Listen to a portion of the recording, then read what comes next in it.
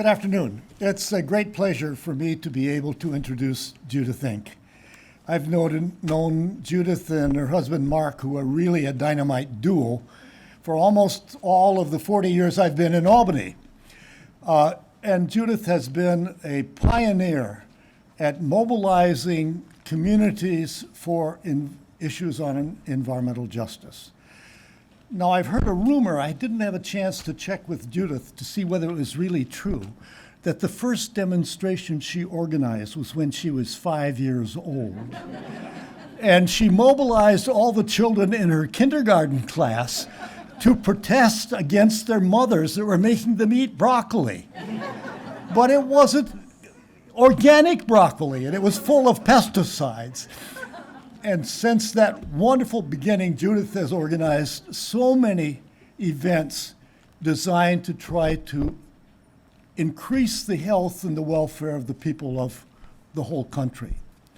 Now, Judith has made a wonderful transition from being a community activist to being a government official to being, again, a community activist and now an academic.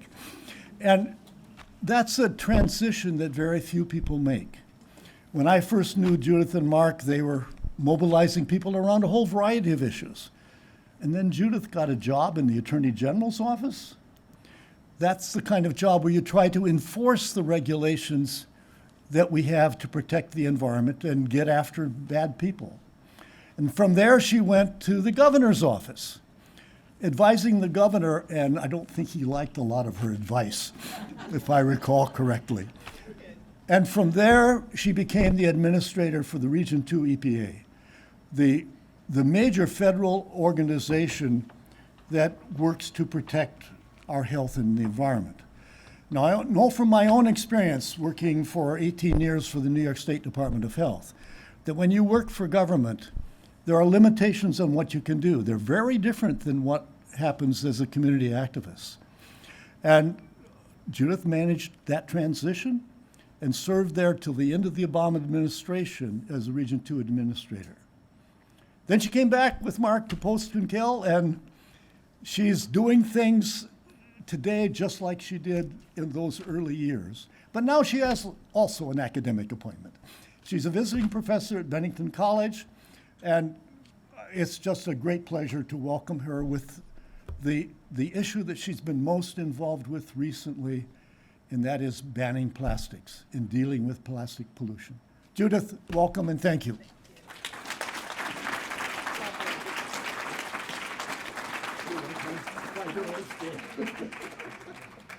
You may want to turn this. What an honor to be introduced by David Carpenter. So I'm dressed like this because tomorrow I'm going to the Bruce Springsteen concert, kind of getting in the zone.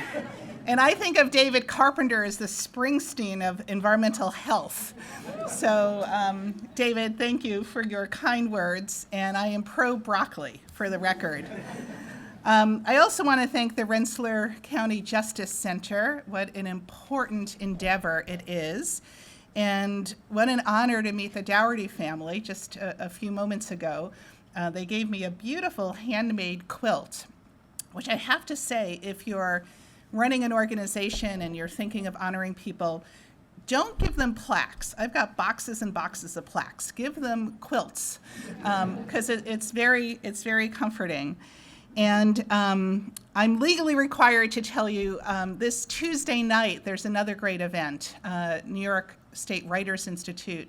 I'll be interviewing David Wallace Wells, who wrote The Uninhabitable Earth.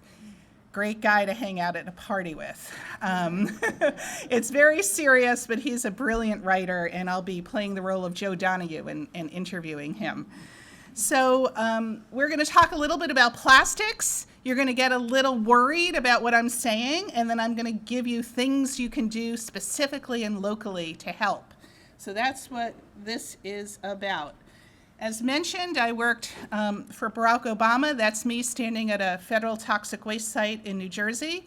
I loved working at EPA. I got to visit sewage treatment plants, chemical waste landfills, Superfund sites. I was living the dream. And Region 2 is great, and I don't know about you, but I really miss No Drama Obama. And we need his spirit back in public service. Quick story, so I had been working in the New York governor's office, which was fun. It was good. We got some stuff done. We expanded the state bottle bill and did a lot to reform brownfields and did a little bit on plastics. But, you know, when you're in the governor's office, it's kind of rock'em sock'em. And I was ready to move on to the federal government. And I remember my first trip to Washington, they invited all the political appointees into the White House. So when they say the White House, it's actually the Eisenhower Executive Office building next door. You may know it from Veep.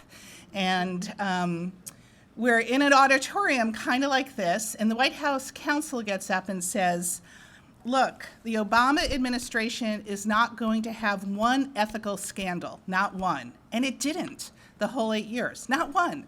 And he said, we are deeply committed to having an ethical administration. You, by definition, are a political appointee, so you're going to get calls. People are going to put political pressure on you. We trust you to manage it, but if it ever gets, rough, here's my cell phone, here's my desk number, call me. I never had anyone in state government give me that speech, but I think it was indicative of the ethics of the Obama administration, and it was great to be there for that ride. If you're still on Twitter, I'm not calling it X, follow me on Twitter, follow Beyond Plastics on Twitter, and live tweet this talk. So here's the fundamental problem, not just on the plastics issue, but on all waste issues, is we are over-consuming natural resources. The United States has 4% of the world's population. We use 17% of the world's energy. We gobble up almost 1/4 of the world's natural resources. And then, not surprisingly, we generate 12% of the world's solid waste. I decided to work on plastics when I left the Obama administration. For one thing, I had no offers from the fossil fuel industry, not a one. And I was so concerned about turning the ocean into a landfill with plastic and the climate change impacts of plastic. Plastic production is the fossil fuel industry's plan B. What I mean by that is historically fossil fuel companies they had a big market for transportation fuels and to generate electricity at power plants. But what's going on in our world? Finally, we're shifting to renewables, and who among us is not on a waiting list for an electric car? So little mom and pop companies like Exxon and Chevron and British Petroleum decided they need another market. And their new market is making more plastics. Big problems with that. We're turning our ocean into a landfill. If business as usual continues, very soon, by 2025, we'll have 3 pounds of fish in the ocean, 1 pound of plastic. And then by 2050, it's going to be 1-to-1. That stopped me in my tracks. And reading a scientific report documented that was really what inspired me to start a new nonprofit based at Bennington College called Beyond Plastics. Fish in the ocean is a major source of protein for most of the world. We cannot be contaminating fish in the marine environment with too much plastic, and that's exactly what's happening. Plastics is also an enormous risk to human health. I have to update this slide because now it's over 16,000 chemicals are involved in the production of plastic. Microplastics is 5 millimeters or less. Nanoplastics is even smaller. Just in the last few years, scientists have identified microplastics in human lung tissue, our organs, blood, breast milk, both sides of the placenta, the fetal side and the maternal side. And think of that, because the baby's in the placenta for just 8 or 9 months. And over that short period of time, they are exposed to microplastics. And so much of the chemical used to make plastics hitchhikes on microplastics. This just came out on March 20th in the New England Journal of Medicine. Microplastics and nanoplastics found in the human heart, it attaches to plaque. And so this is such an important study because it's one of the first times that having microplastics in your body has been linked to a particular health outcome. And sadly, that health outcome is a significantly higher chance of developing heart attack, stroke, or premature death. We're here today to talk about environmental justice, and plastics is very much an environmental justice issue. Plastics is mostly produced in Texas, Louisiana, and also Appalachia. That's a photo of my friend Sharon Levine with Rise St. James in Louisiana. Sharon and her family live along the Mississippi River, an area called Cancer Alley. And it kind of hurts my heart to even say the phrase Cancer Alley, but much higher rates of cancer and other illness because of petrochemical production and plastic production. We just hired a new staff person who lives in East Palestine, Ohio. You may recall that name. That's where the toxic train derailment happened. And we want to make sure Appalachia does not become the next Cancer Alley. And there's nothing like seeing it. One of the events we do at Beyond Plastics every year is we bring a bunch of reporters to a plastics conference for 2 days. And this January, we went to Port Arthur, Texas. And I've seen a lot of petrochemical facilities in my day because I had New Jersey in my region at EPA. But to see that concentration of petrochemical facilities right next to where people live is disturbing. And why are they sited there? Because these are low-income communities or communities of color. This is the very definition of environmental injustice. This is why the Albany Answers plant was in Arbor Hill and still is in Arbor Hill for years. We got them to stop burning garbage, but now they're burning fracked gas from Pennsylvania. And the group SHARE is trying to get them to stop burning it altogether and shifting to geothermal, for instance, or cleaner energy sources. Plastics is a climate change issue. I can't believe how much we put Sharon's picture on things, but Sharon's the cover of our report here. We were one of the first groups to document the greenhouse gas emissions from production, use, transportation, and disposal of plastics. And in the next 5 years or so, it'll be the equivalent. Right now it's the equivalent of 116 coal-fired plants, and in a couple years it's going to exceed that. So what are we going to do? I just gave you the tip of the iceberg on plastics. There's a lot more. You should take my class. It's offered through Bennington College on Zoom on Wednesday nights. Most of the class are community people. The first class is this Wednesday night at 7. You can sign up on our webpage. It's a mix of Bennington undergrads and then a lot of people who audited the class. Some of them are here today, lifelong friends now. And what I love about the dynamic is the Bennington students are so puzzled that they'll ask me, what are all these people, they volunteer, it seems like a lot of time every week to work on plastics. They don't get paid. I'm like, yes, that's activism. And then the auditors learn about pronouns. So it totally works out. So in Albany, we are working our tails off to pass the Packaging Reduction and Recycling Infrastructure Act. Those are our sponsors, Assemblywoman Deborah Glick and State Senator Pete Harcum. You are personally invited to a lobby day and rally on May 14th at the Capitol, and there's no excuse for you because you're local. We've got folks coming from Buffalo and Long Island, so please join us, even if you can just come for the lunchtime rally. The legislature will adjourn in early June, so May is key for us. Why now? People want single-use plastic banned, although that's not exactly what our bill does. And this is an election year. Voters want change. They want less plastic in the environment, and the legislature really needs to deliver. The solution, it used to be called extended producer responsibility. We replaced it with an equally boring name, the Packaging Reduction and Recycling Infrastructure Act. It'll save tax dollars. 4 other states have done it.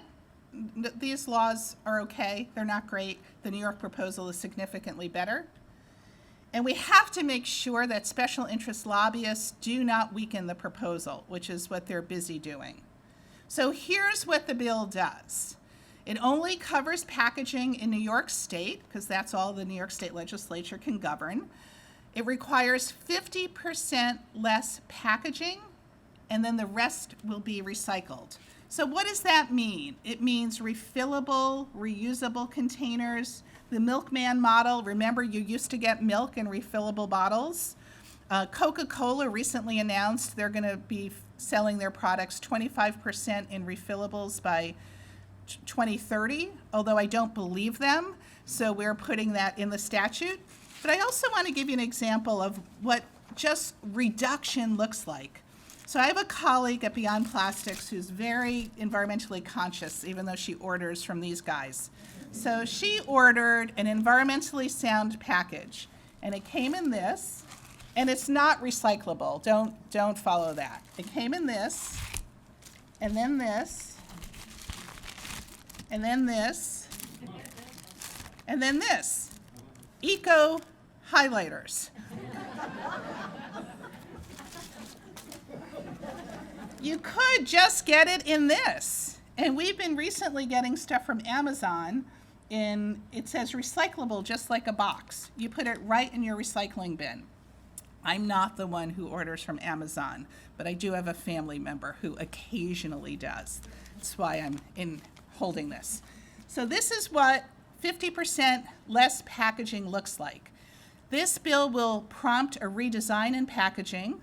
Third, plastics recycling doesn't work, so now the plastics and fossil fuel industry is saying, let's try chemical recycling, which is basically turning high heat of plastic to try to turn it into pyrolysis oil. Bad idea.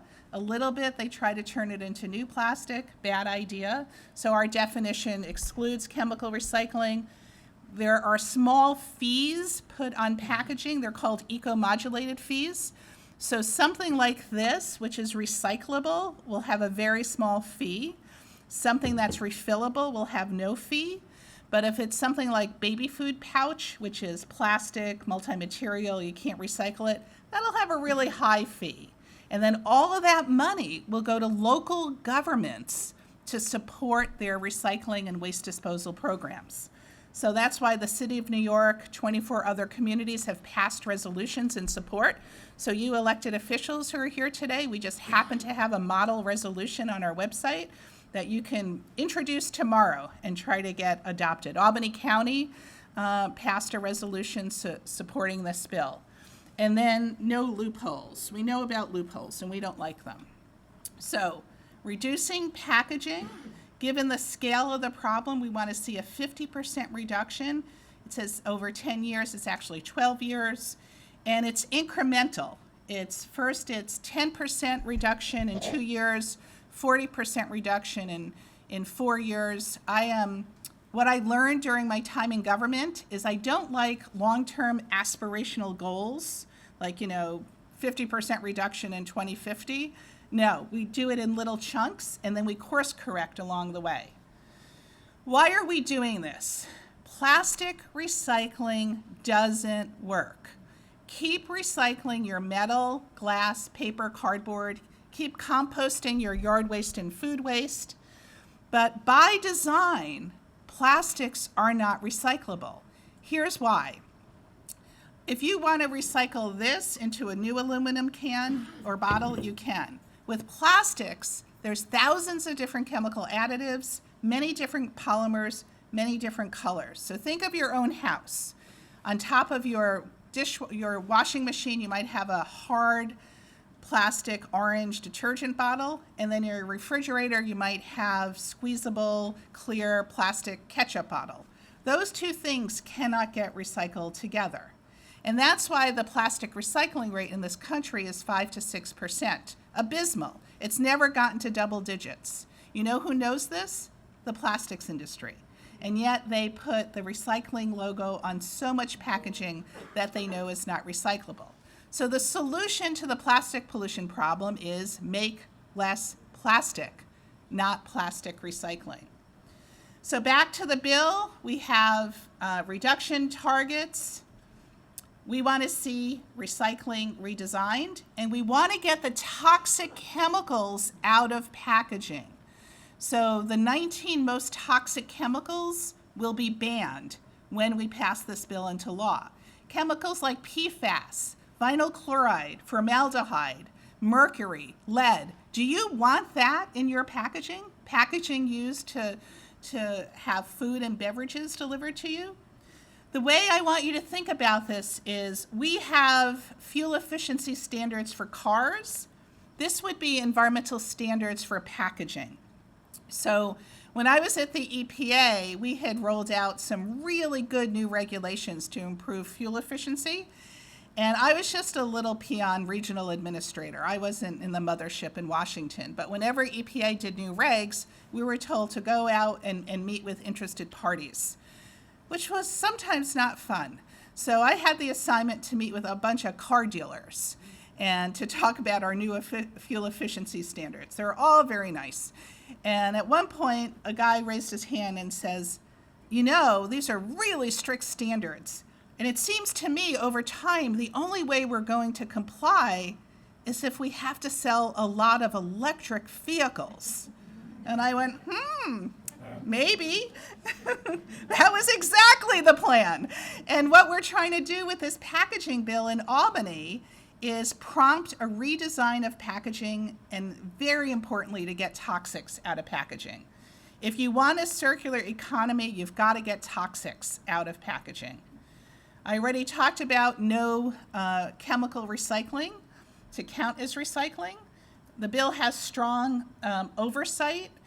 We set up a new Office of Inspector General. That's actually a movie. You should watch it. Thank You for Smoking. It's about tobacco and alcohol and gun lobbyists in Washington. It's really funny. So taxpayer relief. We're actually spending a lot for recycling. You have to collect it, you have to process it, you've got to get it to a market. The companies that make this should be paying, not us. But the best thing is to have less, because then it doesn't have to be picked up at great expense. We opposed the California packaging law for a whole bunch of reasons, including this sentence. Someone slipped in a sentence saying single-use material that presents unique challenges in complying is exempt from the law. How's that going to work? So this is what happens when you're trying to pass bills and it's the middle of the night and little sentences like that appear. If that appears in our bill, we're going to oppose it. So great opportunity for taxpayer relief.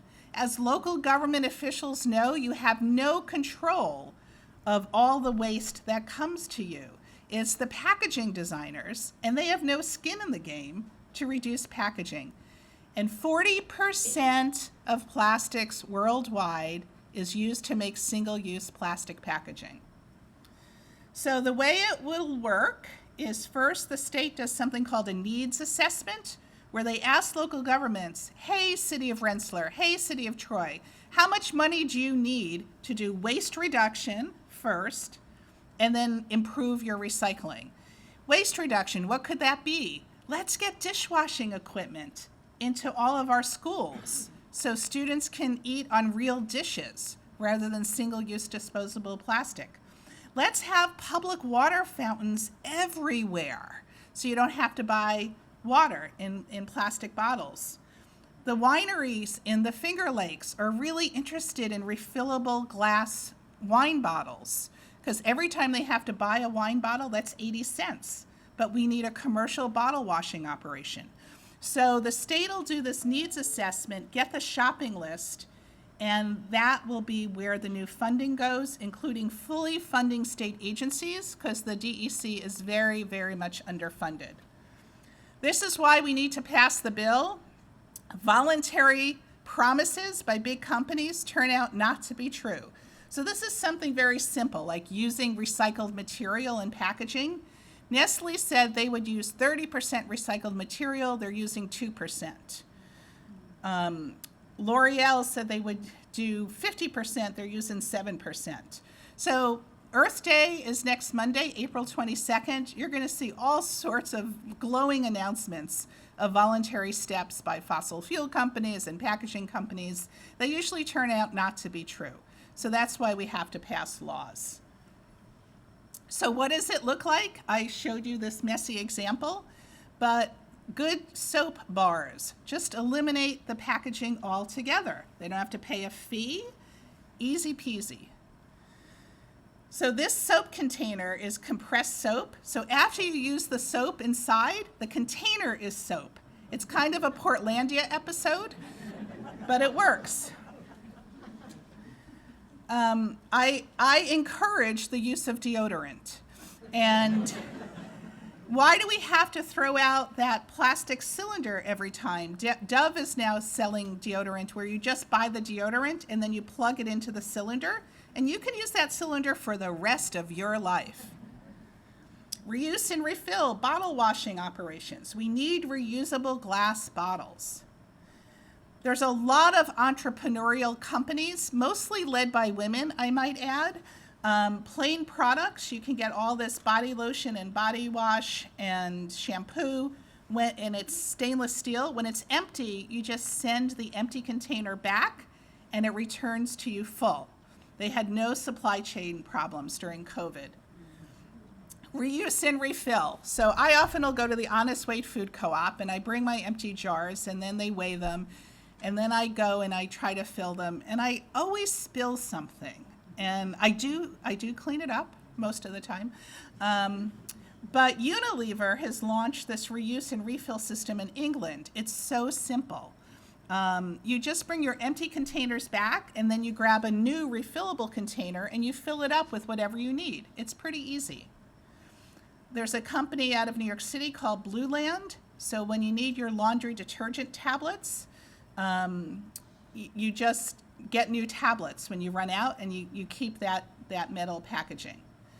So this is a very important example for me, Smarties.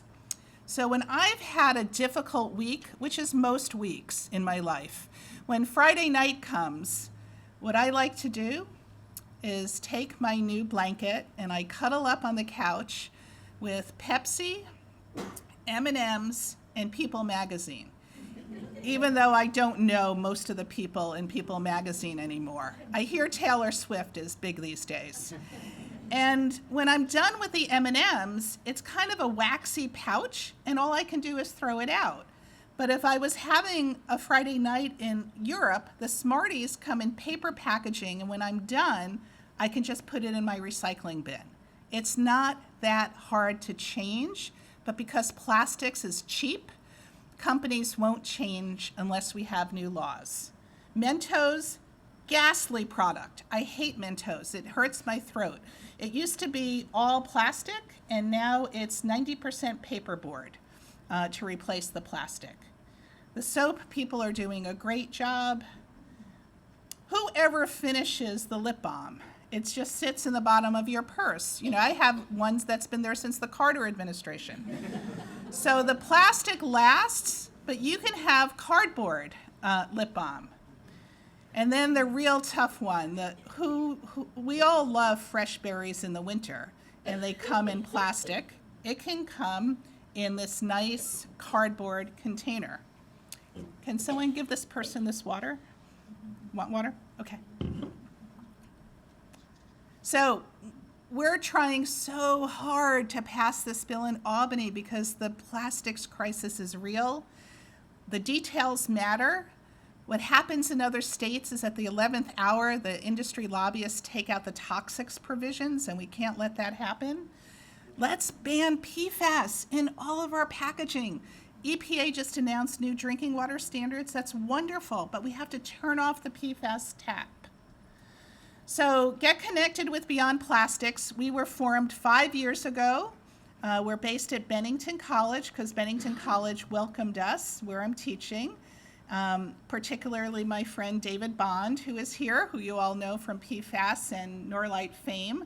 So David did amazing work on Hoosick Falls PFAS issues and invited me to teach at Bennington, and the rest is history. Bennington is our fiscal agent. We just turned 5, so we're in kindergarten, all-day kindergarten. Follow us on social media and make a really large contribution to us, particularly for Earth Day. We have an Earth Day campaign going. We have a table outside. You can hit the QR code just to get on our mailing list, or you can hit the QR code to sign up for the lobby day. And you're all local, so you have to come to the lobby day. All right, thanks everyone.